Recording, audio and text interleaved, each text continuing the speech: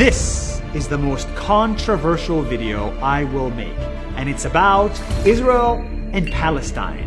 And more than 10 million people have asked for this video. So here it is with no filters, and I hope you watch to the end. I'm going to take you on a journey to finally understand my Israel and my Palestine. My Israel, my Palestine. In 1992, God gave me the greatest gift in the world, to be born in the most controversial place on earth. Inside of Israel, to a Palestinian family. Yes, 20% of Israel is not Jewish. It is made of people like me, Muslim, Arab, Palestinian for generations, but born under the Israeli government with an Israeli identity and passport. I wish I was born in Denmark instead, with blonde hair and blue eyes. But I wasn't. My unique, controversial background helped me see things not many people can see.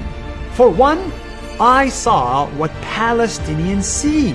I was called a terrorist by a 15-year-old Jewish girl. אין ערבי לא מחבל נתן. אבל אני לא מחבל. רגע, אתה יודע מה? אבל אני ערבי. לא ערבי. אני בת ערבי. למה הוא מחבל? הוא רוצה להוריד אותך? אני רוצה להיות חבר שלך.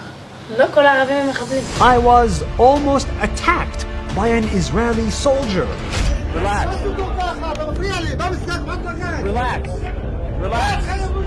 And I was stuck at checkpoints for hours.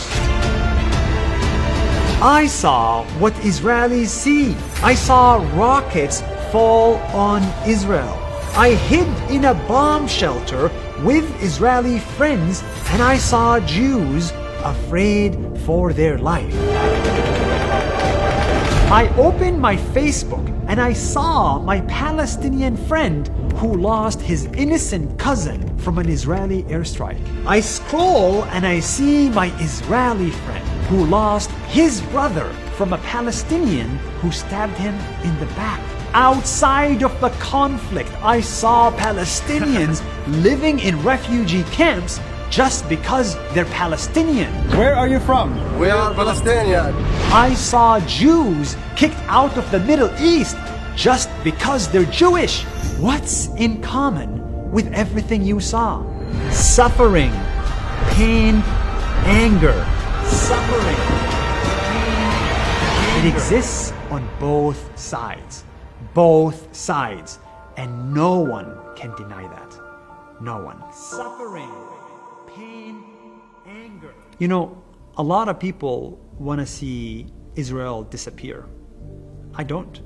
I think Israel should exist because it has good people inside of it. And I think Palestine should exist because it has good people inside of it. And that's why I think it's not one or the other.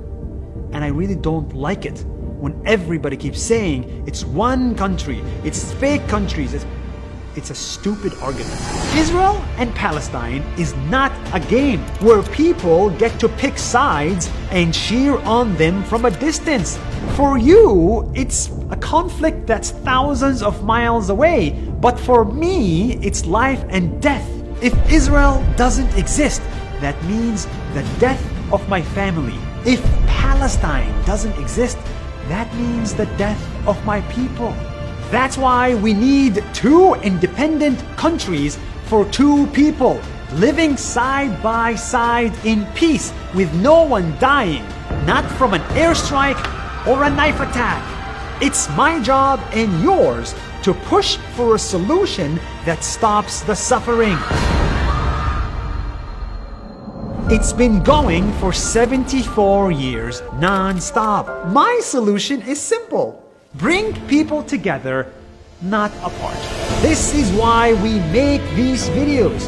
This is why we support the many Israelis who want peace and the Palestinians who need peace. We hired 6 Palestinians in my company, and we hired 3 Israelis too.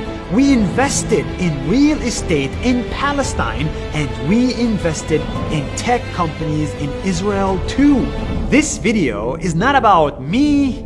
This is not about Israel or Palestine.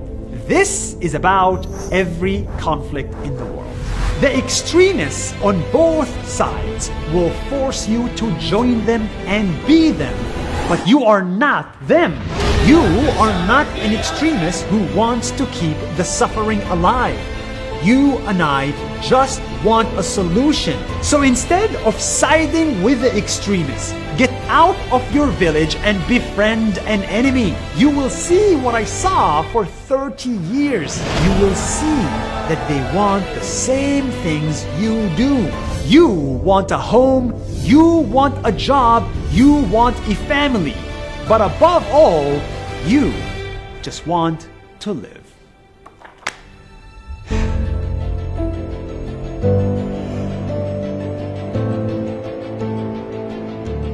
You know, there's a very sad thing.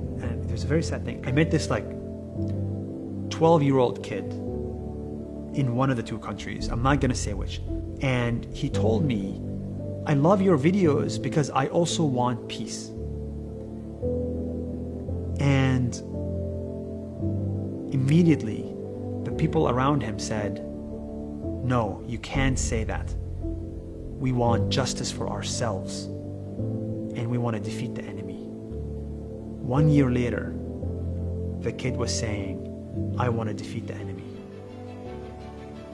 And that was the saddest thing I saw in my life.